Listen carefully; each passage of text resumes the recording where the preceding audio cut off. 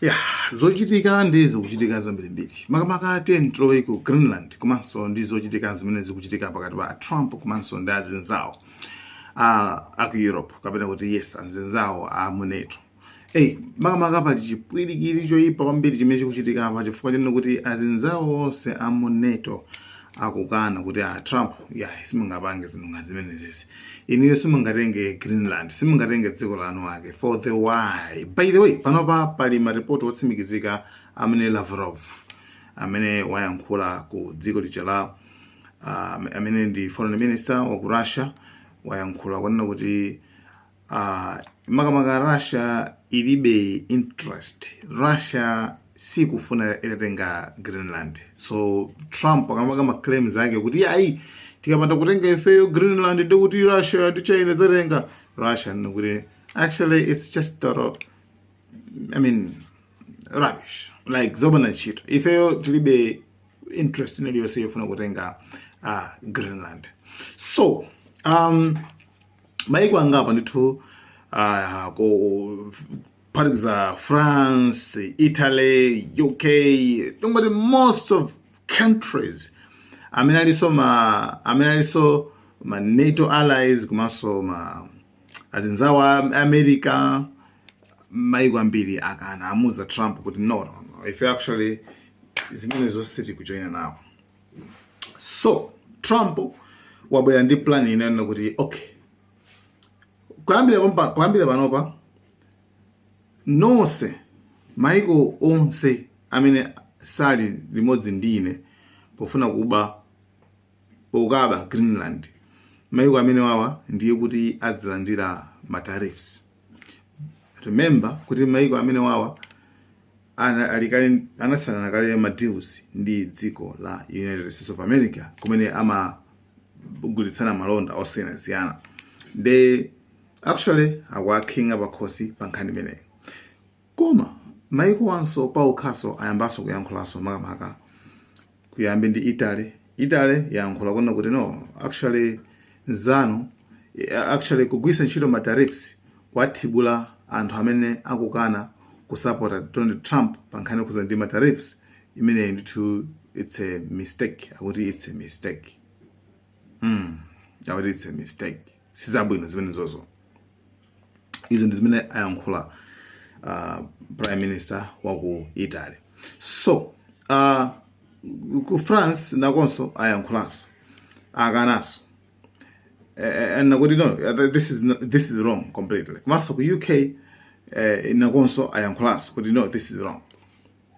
Tabwino koma pophatikizira apa pali issue ya tenakamba mamawa I think it was afternoon tunaptusa video imene makamba Board of Peace imene America ikuita na maiko siyana kuti join kuti akonzeso ku Gaza.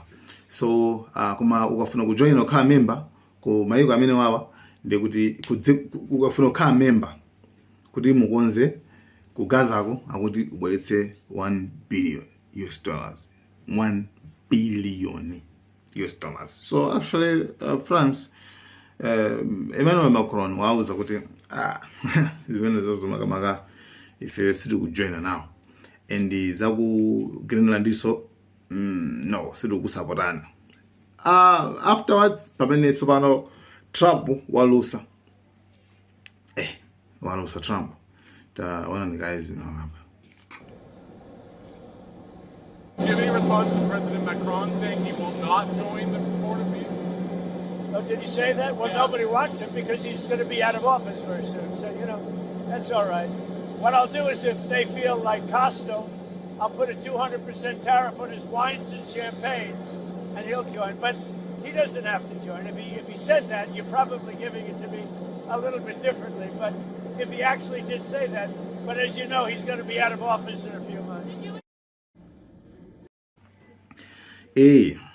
Akuti ndikuti Emmanuel Macron wangotsala ndi masiku ochepa mu office miyezi makamaka yochepa. So actually amene yu sakundadala kwambiri. Koma pazimene wapangazi ndikuti muomene ambweretsa ku USA wine champagne akuti ndikuti azopatsa 200% misongo, like 200% misongo, akuti ikamuthinya kana kuabwereraso azamujoyina yeyo. Komano zimene sizokwanira zimenezo, koma Trump anakatenga message ya private imene amatumizirana iwo ndikuyika pa public, zikuwawe zimpweteke. So message iyo kuti yani, message iyo ikwana zoti actually akuti iwowa zimene akupanga Trump ndi a France ku Syria akuti zikuyenda, zikuyenda. Tikamakuuzani kuti anthu awawa chimene amapanga ndi kuba basi, ndi kuba basi zimene amapanga, kuba zimene amapanga. Anthu amene wawa sangapite mu dziko ndi kulithandiza dziko ndi kutukuka ndi kutani palibe, sizingatheke.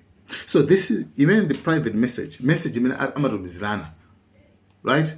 So message imene potumizirana akutumizirana akuona kuti zimene tikupanga zili bowu kwambiri, zimene tikupanga ku Syria, akupanga zene ku Syria mafuta. Chabwino ndikasikuti asilikali uko, asilikali US, asilikali kuti nchano umene uchako komanso makampani umene uchako akufula mafuta umene uchako, Syria yo ndi kumango side yako ndi kumango policy ndi na Israel, kenako ndi kumango khala mmene lilimo ndi uchitsiru kumaganizabe kuna kuti azungu amene atha kuthandizani iwo kumatenga zinthu zanu zimene mukutengazo, zimene amatengazo iwo ndi I don't know kuti why mpaka na pano anthu sanazindikirebe chochitika chake. So iyi ndi private message imene amuuza Macron amantumizira Trump kuti ndamuuza kuti hazi kuyenda koma I don't know my friend why ukutaya nthawi ndi ku Greenland, taisi Greenland koma iwe tipangeza Syria ndi tipangeza Iran, apangesa za Iran, I think kumene kuti ngapezeka mabenefit ambiri kwambiri kubawo chakusopezeka kuti kutopezeka kumene ku Iran kumene atha kubali mafuta chani zabelebele. So this message, the message ya private imene iyeyo akuitulusada ndikuyida pa public kufuna kumuonesa Macron kuti apanga uyitu tana zimene akundiuza ine. By the way, palibe wabwino apa. Au Trump yaraka kuti makuti palibe wabwino, ose Trump ndani ose oyipa okaos oyipa osawa ni macolonizers amene akufuna ndithu azingopita m'maiko mwanu wake ndikumaba basi, so akaba then kumwana kuti zikhale bwanji. Yeah, so guys, thank you so much. Iyo ndi nkhani yokhudzana ndi achina Emmanuel Macron komanso achina maiko a NATO amene sakugwiza ndi za Trump kuti atenge Greenland and pachipwirikite.